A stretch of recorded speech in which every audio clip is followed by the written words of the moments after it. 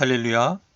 오늘 또 하나님의 크신 은혜와 사랑이 영상으로 예배 보시는 여러분과 함께 하시기를 기원합니다. 먼저 사도신경으로 신앙 고백하시겠습니다. 전능하사 천지를 만드신 하나님 아버지를 내가 믿사오며 그 유아들 우리 주 예수 그리스도를 믿사오니 이는 성령으로 잉태하사 동정녀 마리아에게 나시고 본디오 빌라도에게 고난을 받으사 십자가에 못 박혀 죽으시고 장사한 지 사흘 만에 죽은 자 가운데서 다시 살아나시며 하늘에 오르사 전능하신 하나님 우편에 앉아 계시다가 저리로서 산자와 죽은 자를 심판하러 오시리라. 성령을 믿사오며 거룩한 공의와 성도가 서로 교통하는 것과 죄를 사하여 주시는 것과 몸이 다시 사는 것과 영원히 사는 것을 믿사옵나이다. 아멘. 함께 기도하시겠습니다. 사랑의 하나님 아버지, 감사합니다. 거룩한 주일을 맞이하여 이 시간 영상으로 예배드리게 하시니 감사드립니다. 지난 한 주간 하나님의 뜻대로 살지 못한 저희의 잘못을 용서하여 주시옵소서. 이 시간 마음과 뜻과 정성을 다하여 하나님께 예배할 수 있도록 성령님 저희를 도와주시옵소서. 사랑의 주님, 전 세계에 유행하고 있는 코로나 질병이 더 이상 확산되지 않도록 주님께서 도와주시옵소서. 병상에 있는 자들에게 회복의 은총을 허락하여 주시옵소서. 현재의 어려움을 이겨낼 수 있는 지혜를 주시며 속히 안정을 되찾을 수 있도록 주님 도와주시옵소서. 이 시간 예배를 통하여 오직 하나님께만 영광을 돌리게 하여 주시옵소서. 우리를 사랑하시는 예수님의 이름으로 기도하옵나이다. 아멘. 오늘의 성경 말씀은 마태복음 21장 1절에서 9절까지입니다. 제가 봉독하겠습니다. 그들이 예루살렘에 가까이 와서 감람산 벳바게에 이르렀을 때에 예수께서 두 제자를 보내시며 이르시되 너희 맞은편 마을로 가라. 곧 매인 나귀와 나귀 새끼가 함께 있는 것을 보리니 풀어 내게로 끌고 오라. 만일 누가 무슨 말을 하거든 주가 쓰시겠다 하라. 그리하면 즉시 보내리라 하시니 이는 선지자를 통하여 하신 말씀을 이루려 하심이라. 일러스되 시온의 딸에게 이르기를 내 왕이 내게 임하나니 그는 겸손하여 나귀 곧 멍에 매는 짐승의 새끼를 탔도다 하라 하였느니라. 제자들이 가서 예수의 명하신 대로 하여 나귀와 나귀 새끼를 끌고 와서 자기들의 겉옷을 그 위에 얹음에 예수께서 그 위에 타시니 무리의 대다수는 그들의 겉옷을 길에 펴고 다른 이들은 나뭇가지를 베어 길가에 펴고 앞에서 가고 뒤에서 따르는 무리가 소리 높여 이르되 호산나 다윗의 자손이여 찬송하리로다. 주의 이름으로 오시는 이여 가장 높은 곳에서 호산나 하더라. 아멘. 사랑하는 여러분, 이번 주일은 예수님께서 십자가 순환을 앞두고 예루살렘에 입성하신 종려주일로 지키고 있습니다. 종려주일은 예수님이 예루살렘에 입성하실 때 군중들이 종려나무 가지를 꺾어 흔들며 예수님을 환영했던 일과 연관이 있습니다. 종려주일이 지나면 내일부터 한 주간을 교회력에서는 고난주간이라고 합니다. 고난주간은 예수님의 공생의 기간 중 마지막이 되는 한 주간입니다. 이 시간 고난주간에 예수님의 행적을 생각해 보면서 잠시 교훈을 나누고자 합니다. 예수님은 예루살렘에 입성하신 후 월요일에 예루살렘 성전을 정화시켰습니다. 성전에서 짐승을 매매하고 돈을 바꾸고 장사하는 사람들을 다 쫓아내셨습니다. 예수님은 너희가 성전을 강도의 소굴로 만들었다라고 말씀하시면서 그들을 질책하셨습니다. 또한 월요일에 예수님은 길가에 열매를 맺지 못하는 무화과 나무를 저주하셨습니다. 이것은 잎사귀만 무성했던 형식적이고 의식적인 신앙생활을 하는 잘못된 종교인들에 대한 경고이시기도 했습니다. 화요일에는 예수님께서 예루살렘 성전에서 모여있는 사람들에게 가르치셨습니다. 그때 예수님은 유대인들과 논쟁을 하기도 했습니다. 한 서기관이 예수님께 첫째 가는 계명이 무엇인지를 물었습니다.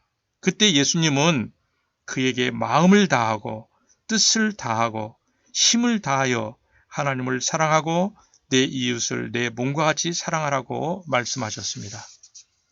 그리고 예수님은 예루살렘 성전의 헌금궤 앞에서 사람들이 헌금하시는 것을 보시고 한 과부가 가난한 중에도 정성껏 헌금한 적은 2렙돈의 헌금을 칭찬하셨습니다. 수요일에는 베다니에 사는 마리아가 예수님께 옥합을 깨뜨려 향유를 부은 날입니다.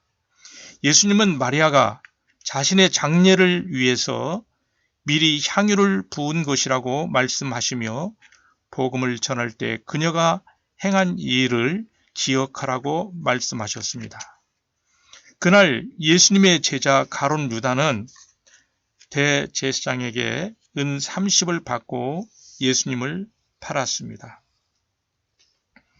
목요일에 예수님께서는 제자들과 더불어 최후의 만찬을 드셨습니다. 만찬 후에 예수님은 제자들의 발을 씻겨주셨습니다. 이때 새 계명을 주셨는데 서로 사랑하라고 당부하셨습니다. 그 저녁에 예수님은 11 제자와 함께 겟세마네 동산으로 가셔서 거기서 피땀을 흘리며 기도하셨습니다. 기도를 마치자 가룟 유다가 나타나 예수님께 입맞춤으로 예수님을 붙잡으려던 군졸들에게 사인을 보냈습니다. 그래서 반대자들이 보낸 군졸들이 예수님을 붙잡았습니다. 금요일은 예수님이 순환당하시고 십자가에 못 박히신 날입니다. 예수님은 붙잡히셔서 목요일 밤부터 다음날 금요일 아침까지 불의의 재판을 받으시며 온갖 모욕과 고난을 다 당하셨습니다. 그날 빌라도는 예수님을 십자가에 못 박도록 내어주었습니다. 예수님은 금요일 오전 9시에 십자가에 달리셨고 무려 6시간 동안 고통당하시다가 아버지여 내 영혼을 아버지의 손에 부탁하나이다 라고 말씀하시며 오후 3시에 운명하셨습니다. 예수님이 운명하시자 드러내지 않고 예수님을 섬겼던 아리마다의 요셉이라는 제자가 예수님의 시신을 자기의 새 무덤에 장사 지냈습니다. 토요일은 예수님께서 십자가에 묻히셔서 죄인인 우리가 받아야 할 죽음과 저주의 심판을 홀로 당하신 날입니다. 그리고 안식일 다음 날에 예수님은 죽은 지 3일 만에 사망 권세를 이기시고 다시 살아나셨습니다. 그래서 예수님이 다시 살아나신 날을 우리는 부활주일로 지키고 있습니다. 사랑하는 여러분, 예수님은 자신이 십자가에서 고난받으실 줄 알면서도 예루살렘에 입성하셨습니다. 오늘 본문을 보면 예수님이 어린 나귀 새끼를 타시고 예루살렘에 들어가신 것을 알 수 있습니다. 많은 군중들이 예수님을 열렬하게 환영하였습니다. 자신들의 겉옷과 종려나무 가지를 길에 펼쳐놓고 손에 종려나무 가지를 흔들며 예수님의 입성을 환호하였습니다. 종려나무 가지는 당시 승리를 상징하는 나무로 사용되었습니다. 주로 왕이 지나갈 때 종려나무 가지를 흔들며 환영하곤 했습니다. 그런데 예수님이 예루살렘에 입성할 때에 군중들이 예수님을 그렇게 환영했습니다. 역사가들은 당시 6월절 행사 기간에 예루살렘에 모였던 군중이 약 270만 명쯤 되었다고 전합니다. 로마는 식민지 이스라엘 땅에서 6월절을 즈음해서 소요 사태가 일어날까봐 신경을 곤두세우고 있던 때였습니다. 당시 이스라엘에는 열심당원처럼 민족 해방 운동을 주도하는 무리들도 있었습니다. 이런 상황에서 예수님의 예루살렘 입성은 초미의 관심사가 되었습니다. 수많은 무리들이 종려나무 가지를 흔들며 예수님을 환호하였습니다. 그들은 호산나 다윗의 자손이여 찬송하리로다 라고 외치면서 예수님을 열렬히 환영하였습니다. 호산나는 지금 구원해 주십시오라는 뜻을 가지고 있는 말입니다. 이날 수많은 유대인들은 예수님을 환영하며 호산나를 외쳤습니다. 군중들은 예수님이 예루살렘에 입성하시면 로마의 속박에서 자기 민족을 구원하고 유대인의 왕으로 등극할 것으로 기대하면서 환영했던 것입니다. 그러나 예수님은 그들의 기대와 달리 십자가에 달리심으로 인류를 구원하기 위해 예루살렘에 입성하신 것입니다. 십자가의 죽으심으로 인류를 죄와 사망에서 구원하시는 것이 예수님의 목적이셨습니다. 예수님은 평강의 왕, 대속의 왕으로 오셨지 정치적인 왕으로 오시지 않았습니다. 예수님이 정치적 목적이 없는 것을 알았을 때 군중들은 예수님을 저주하는 사람들로 변해버렸습니다. 그래서 그들은 예수님을 배척하였습니다. 우리는 예수님이 왜 오셨는지를 바로 알아야 합니다. 예수님은 우리를 죄에서 구원해 주시기 위해서 이 세상에 오신 분입니다. 우리는 호산나를 외칠 때 예수님이 죄에서 구원하고 영생을 주려고 오셨음을 분명히 알아야 합니다. 성경을 보면은 예수님이 어린 나귀를 타고 감람산에서 예루살렘까지 가셨는데 그 거리가 약 3km쯤 되었다 합니다. 여러분, 예수님이 예루살렘에 입성하신 그 길에 말을 타지 않고 어린 나귀를 타셨습니다. 왜냐하면 구약 성경에 기록된 예수님에 대한 예언을 성취하는 일이기 때문입니다. 예수님이 오시기 500년 전에 스가랴 선지자는 이렇게 예언했습니다. 시온에 따라 크게 기뻐할지어다. 예루살렘에 따라 즐거이 부를지어다.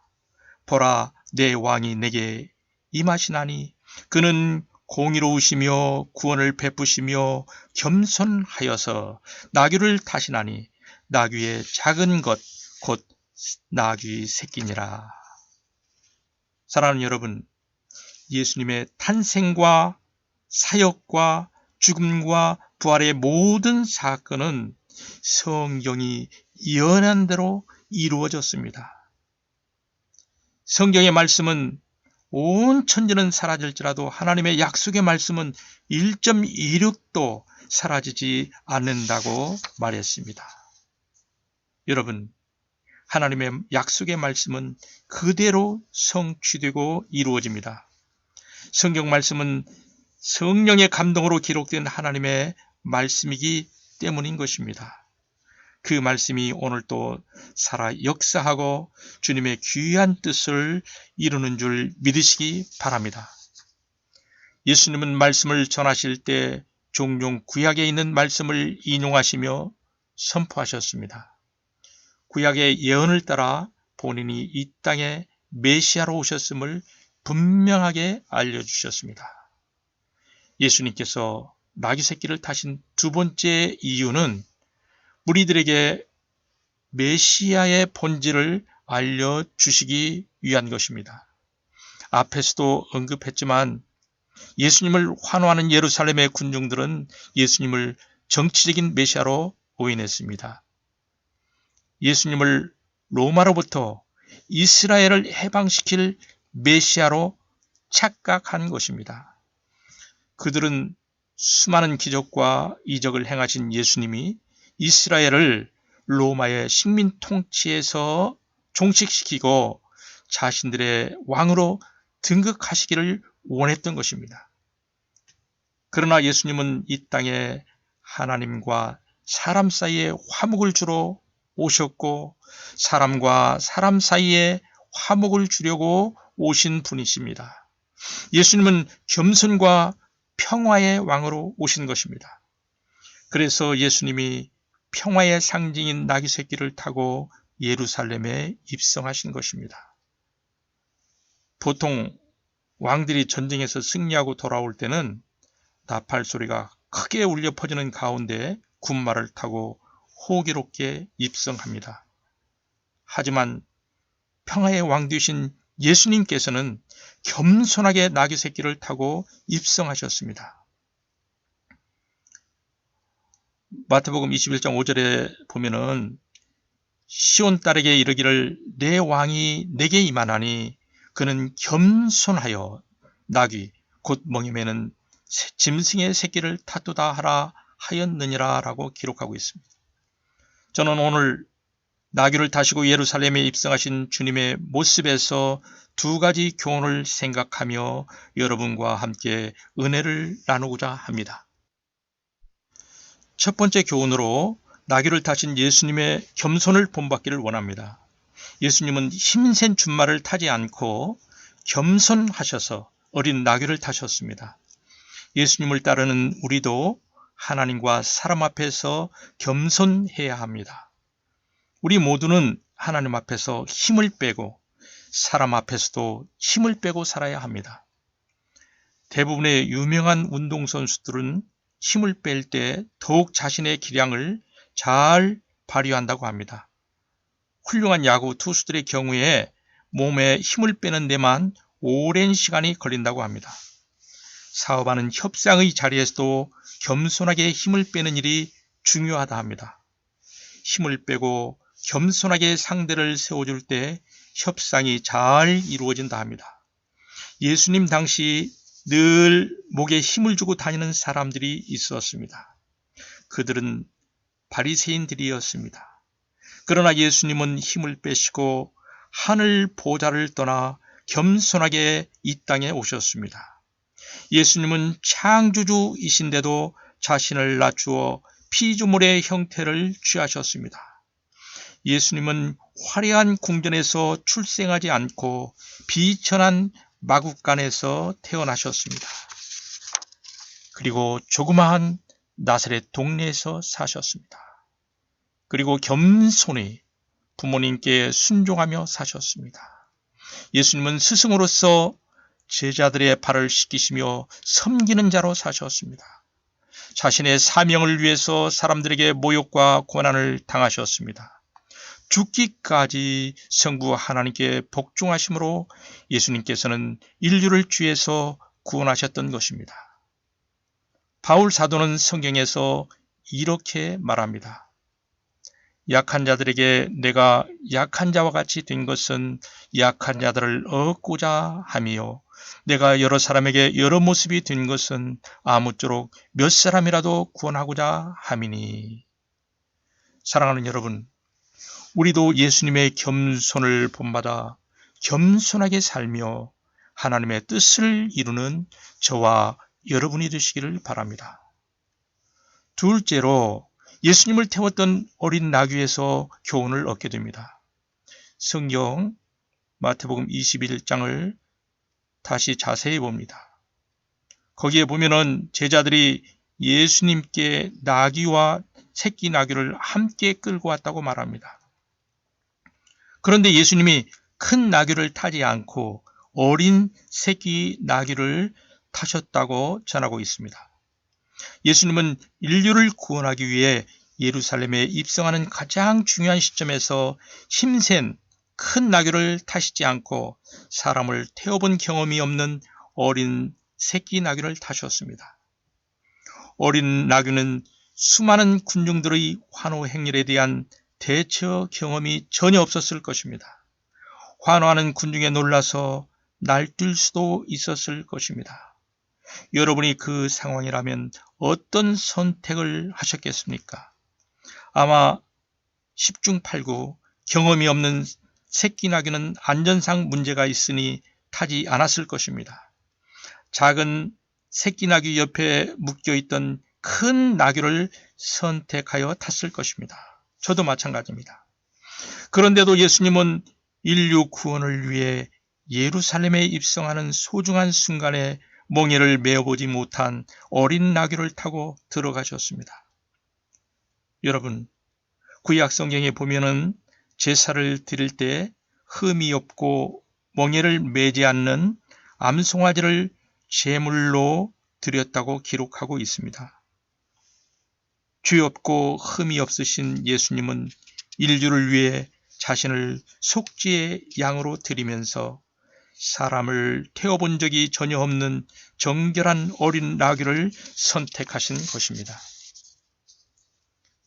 그날 그 어린 새끼 나귀는 난생 처음으로 자기 등에 사람을 태웠습니다. 그 새끼 나귀는 비록 어리지만 호산나를 외치며 환호하는 군중 속에서도 조금도 흔들리지 않고 최선을 다해서 예수님을 모셨습니다. 어린 새끼 나귀가 예수님의 예루살렘 입성길에 귀하게 쓰임받았습니다.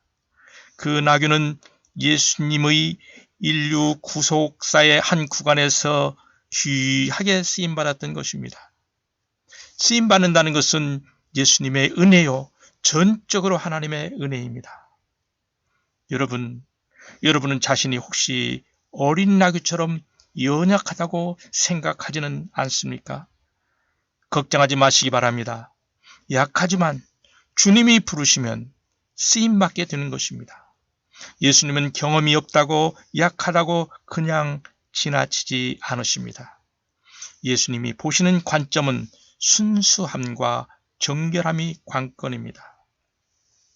약할지라도 주님을 의지하면 주님이 우리에게 능력으로 채워주심을 믿으시기 바랍니다. 연약할지라도 주님의 주권적인 은혜가 임하면 귀하게 쓰임받을 수 있습니다.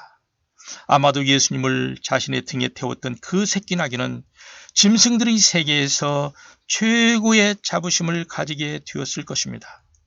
힘있고 덩치 큰 나귀들과 준마들이 그 새끼 나귀 앞에서 무슨 말을 할 수 있었겠습니까? 어떤 짐승도 만왕의 왕 만주의 주 예수님을 태워본 적이 없었기 때문에 아마 할 말이 없었을 것입니다. 어린 나귀처럼 연약할 그런 상태라도 주님께서 쓰시면 의미 있고 가치 있는 그런 사람이 됩니다. 만왕의 왕, 만주의 주 예수 그리스도를 위해서 일하고 그분의 영광을 위해서 살면 최고 인생이 되는 것입니다. 어린 나귀는 세상에서 가장 귀한 분을 태우는 영광을 안게 되었습니다. 비록 어린 새끼 나귀에 불과하지만 최고로 귀한 예수님을 모시는 귀한 나귀가 되었습니다. 사랑하는 여러분, 연약하다고 걱정하지 마시기 바랍니다. 힘이 있다고 꼭 인류처럼 쓰임받지는 않습니다. 힘이 있지만 삼류 같은 사람이 있고 연약해도 인류 같은 사람이 있습니다. 연약함은 부끄러운 것이 아닙니다. 순수함과 정결하지 못한 것이 부끄러운 모습일 뿐입니다. 사람은 외모를 중시하나 하나님은 중심을 보신다고 성경은 말합니다. 성경을 보면 힘이 있어 보이지만 삼류 같은 인생을 산 사람들이 나옵니다. 바로 바리새인들이 그런 사람들입니다. 바리새인들은 늘 처체가 되려 했고 그럴듯한 인류처럼 보였습니다. 하지만 그 심령은 교만했고 썩어있는 삼류였습니다. 반면에 삼류 같은 세리와 창기, 귀신 들린 그런 사람들은 주님의 은혜를 입고 반응하였습니다. 그들은 주님의 은혜에 응답하고 정결한 사람이 되어서 귀한 인류 같은 인생을 살았습니다. 예수님의 제자들도 다수가 학벌도 사회적 지위도 없는 갈릴리 어부들이었습니다. 그러나 그들은 예수님의 은혜를 힘입고 주님을 증거하는 사명을 잘 감당하는 사람들로 살았습니다. 성경은 이렇게 말합니다. 그러나 하나님께서 세상의 미련한 것들을 택하사 지혜 있는 자들을 부끄럽게 하려 하시고 세상의 약한 것들을 택하사 강한 것들을 부끄럽게 하려 하시며. 사랑하는 여러분, 우리는 우리 중심에 예수님을 모시고 사는 사람들입니다. 주님의 나라와 주님의 영광을 위해 쓰임받는다는 것은 주님의 은혜입니다. 사랑하는 여러분, 여러 가지 부족함에도 불구하고 주님의 나라와 영광을 위해서 살아가는 저와 여러분이 되시기를 기원합니다. 기도하겠습니다. 사랑의 주님, 오늘 종료주의를 맞이하여 나귀를 타셨던 겸손하신 주님을 다 함께 하여 주시옵소서.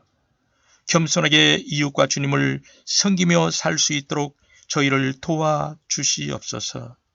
저희가 부족할지라도 이웃을 사랑하며 하나님의 사랑을 전하는 일에 더욱 귀하게 쓰임받는 삶을 살게 하여 주시옵소서. 감사드리옵고 예수님의 이름으로 기도하옵나이다. 아멘. 주기도문 하심으로 예배를 마치겠습니다. 하늘에 계신 우리 아버지여, 이름이 거룩히 여김을 받으시오며 나라가 임하시오며 뜻이 하늘에서 이루어진 것 같이 땅에서도 이루어지이다. 오늘 우리에게 일용할 양식을 주시옵고 우리가 우리에게 죄 지은 자를 사하여 준 것 같이 우리 죄를 사하여 주시옵고 우리를 시험에 들게 하지 마시옵고 다만 악에서 구하시옵소서. 나라와 권세와 영광이 아버지께 영원히 있사옵나이다. 아멘.